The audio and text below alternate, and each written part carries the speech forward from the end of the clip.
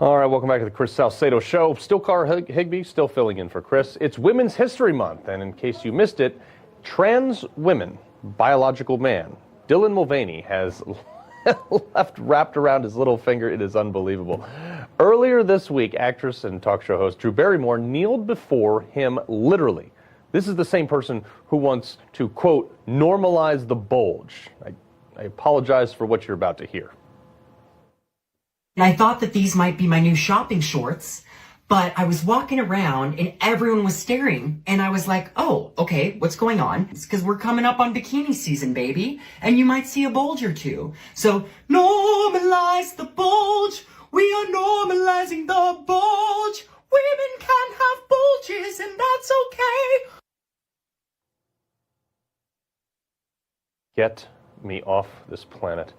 Well, we're expected to celebrate this person as a woman, which I won't do. Here to react to real women, biological women, host of The Facts and Daily Caller reporter Brianna Lyman, and CEO at Life Flip Media, Lucie Mitchell. Okay, let's get this ridiculousness out of the way. A real woman, Brianna, how does it feel to have someone like Dylan Mulvaney basically take the thunder?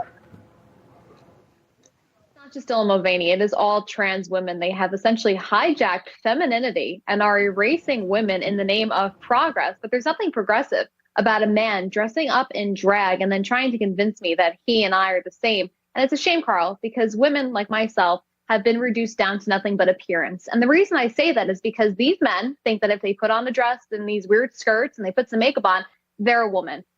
Just dressing up like a woman doesn't make you a woman. They will never have the maternal instincts that I and every other female have, right? They'll never experience the life I have. And so to try and convince me and, half of America that this is normal, it just goes to show you how far the left has just gone off the deep end. Lucie, I identify as a billionaire. Where's my money? Exactly. I'm sorry. I'm trying not to laugh, but I am like, honestly, what wants to come out of my mouth is, are you kidding me? So you're telling me that you can relate to me at that time of the month? Like, no, my own husband can't even relate to me. And do I want to normalize a bulge? No, I do not. I don't understand what's going on. I'm with you. Take me off this planet because this makes absolutely no sense.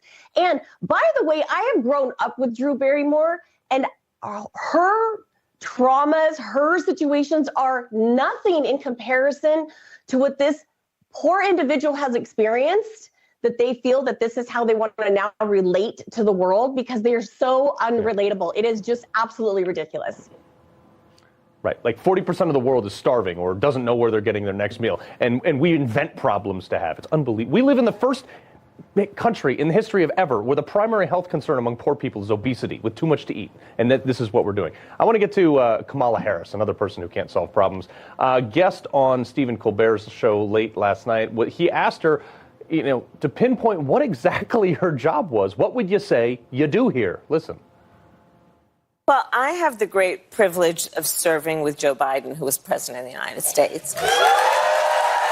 He understands the job. And remember, we came in during the height of the pandemic. Yes. And so much of the work was about, okay, we've got to cover a lot of bases. I wish that people could see what I see because there's only one person who sits behind that resolute desk.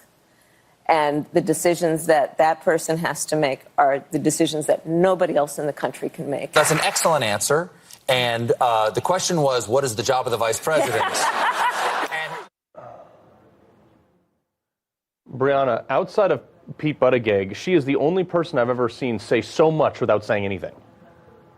Yeah, she also likes to talk about buses and whatnot. The reason that Kamala Harris could not answer that question is because she doesn't even know her own role. And she's not the only one who doesn't know it. I was unfortunately watching The View earlier this week, and I saw that Alyssa Farah Griffin and Sunny Hostin, they actually spat. Because Alyssa Farah Griffin said, listen, what has Kamala Harris done as vice president? What's her track record? And Sunny Hostin goes, she was a senator. And Alyssa Farah Griffin goes, right, but what has she done as vice president? And what did Sunny Hostin and Whoopi Goldberg do? Oh, you wouldn't ask these tough questions to Mike Pence. What did Mike Pence do? This isn't about Mike Pence. The fact remains that Kamala Harris, she had the opportunity to have some legislative accomplishments on her desk, right? The border crisis, that was the biggest one. That was probably her easiest grasp. To even just look like she cared halfway, that would have been enough. but she hasn't. So she doesn't know what she's supposed to do because she hasn't done anything. Lucy, 30 seconds to you.